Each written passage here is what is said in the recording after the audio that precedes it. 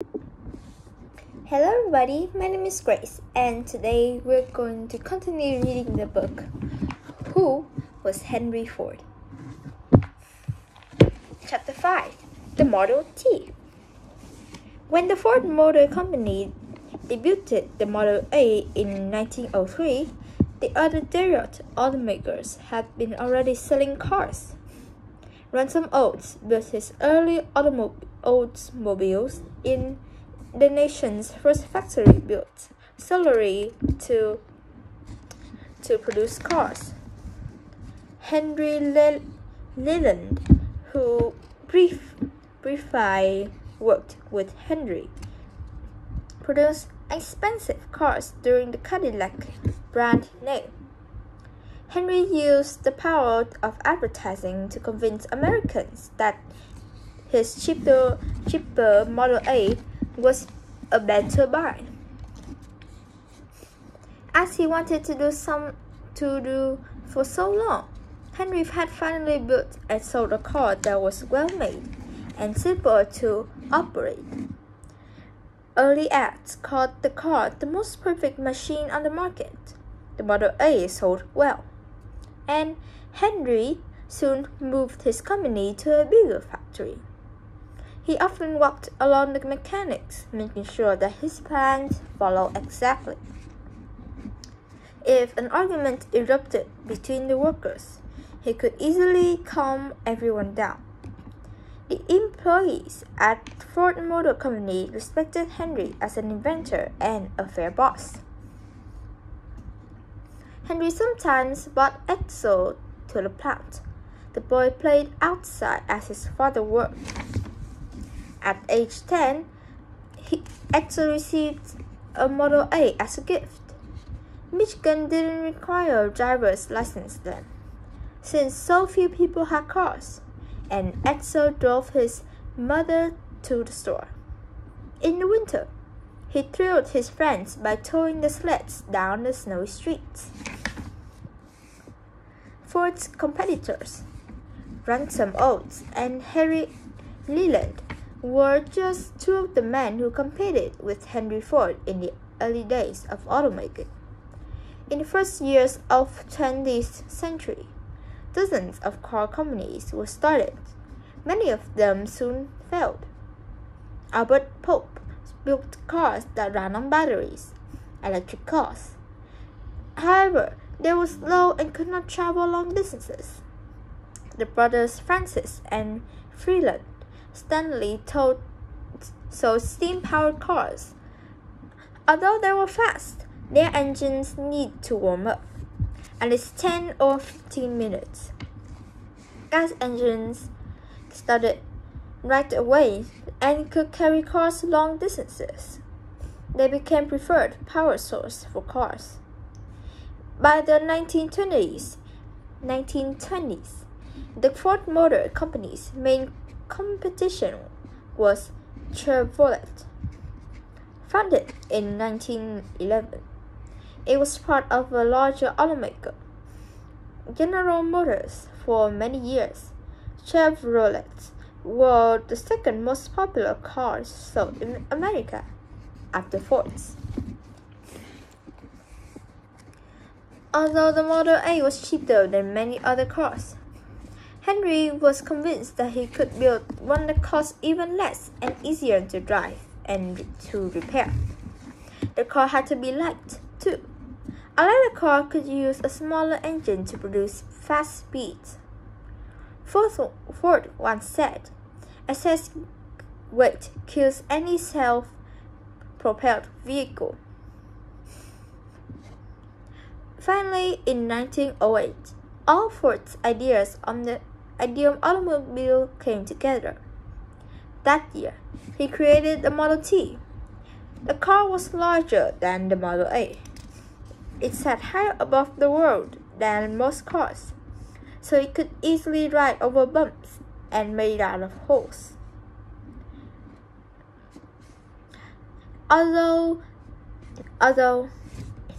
more cars were being made and sold, people still relied on horses or walking for just local transportation. Many roads were still just dirt horse paths, so being able to drive across unpaved roads was a plus. The basic Model T cost $850,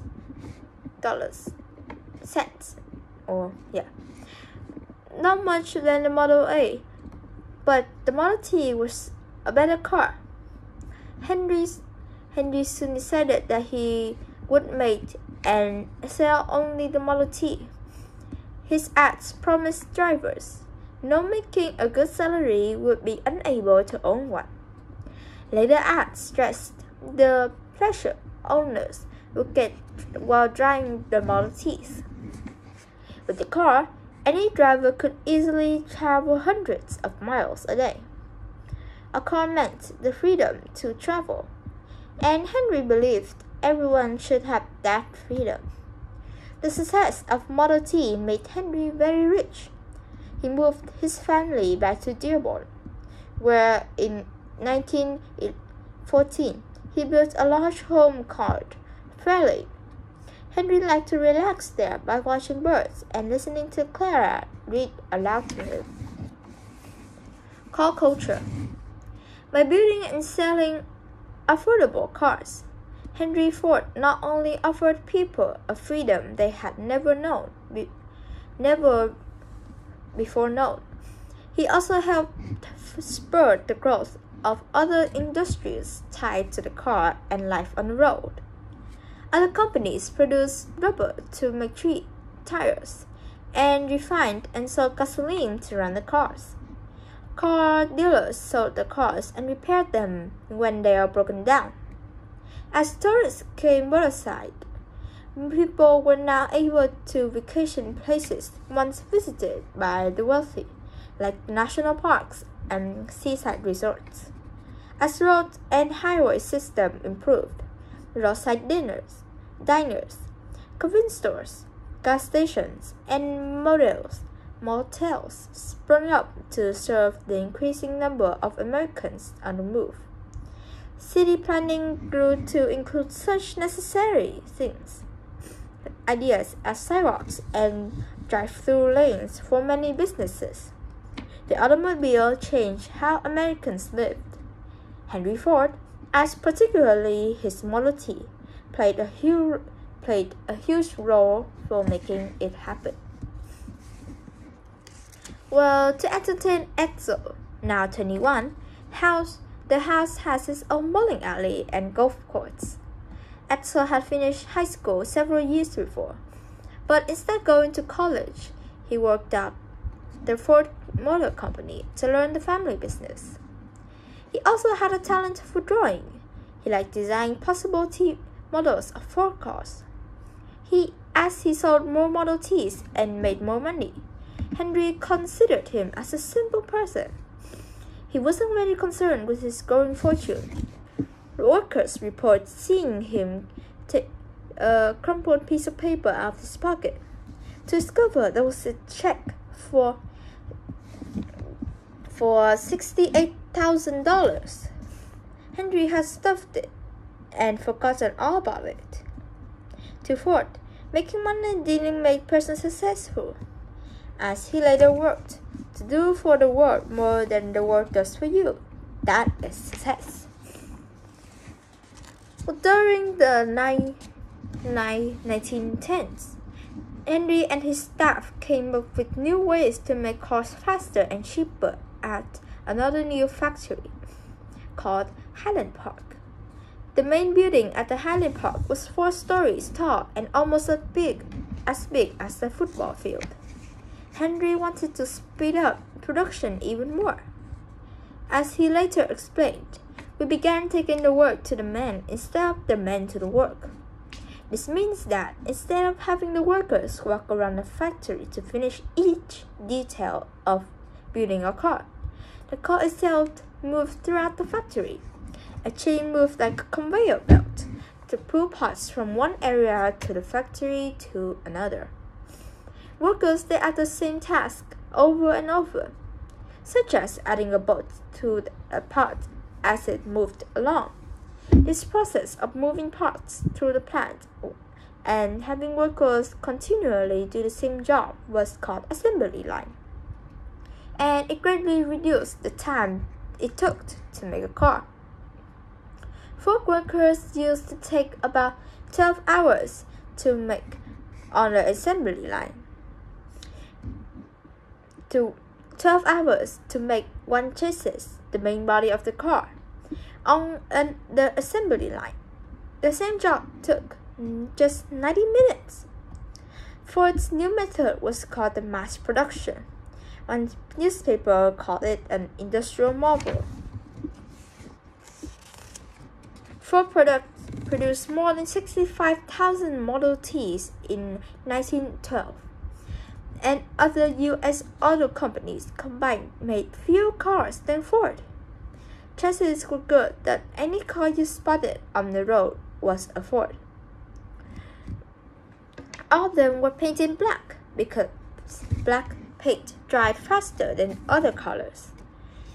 People claimed that Henry said buyers could have any color they wanted, as long as it was black. People began to use cars in many clever ways. Farmers reconnected the motors to different farm equipment and used them to pump water or cut hay. Some people even used the Model Ts to run washing machines. And by making changes to the car's body, the Model T was turned to a delivery truck, taxi, or a police car. The Model T have several nicknames, such as Tin Lizzie or the Flivver. People loved their Fords, and Henry wanted to sell even more of them. In order to make cars available to work people, Henry decided to pay his workers more money. In 1914, Ford doubled the pay of many of his workers, from $2.50 to $5 per day. This would allow them to easily afford the cars they made. He hoped it would be loyal to the company and work harder. Building cars by mass production was not exciting work. Some employees could not stay on the job for very long.